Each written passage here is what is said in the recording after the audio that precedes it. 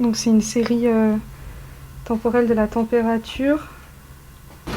Bon, je vais montrer ça aux autres. Résoudre des énigmes autour du climat, le principe de cet escape game scientifique organisé par le laboratoire des sciences du climat et de l'environnement. Objectif, sortir de cet espace en trouvant les indices dissimulés.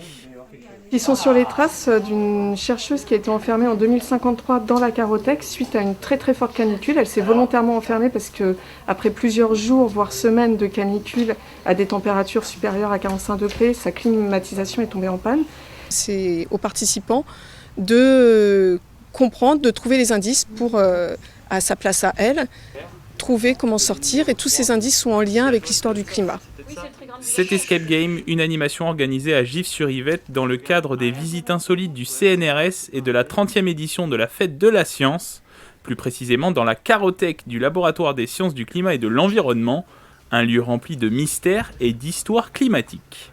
La Carothèque, ça va être un lieu dans lequel on va stocker des carottes, ici des carottes de sédiments marins. Ça va être tout ce qui va se déposer au fond de l'océan au fur et à mesure du temps, dans lesquels on peut comprendre, et en les analysant, les climats passés. Au total, 10 scientifiques et climatologues le temps d'un après-midi ont participé à cette animation. C'était très intéressant, dépaysant, parce que c'est pas des endroits où on a l'habitude de rentrer, et puis un super accompagnement de l'équipe sur place.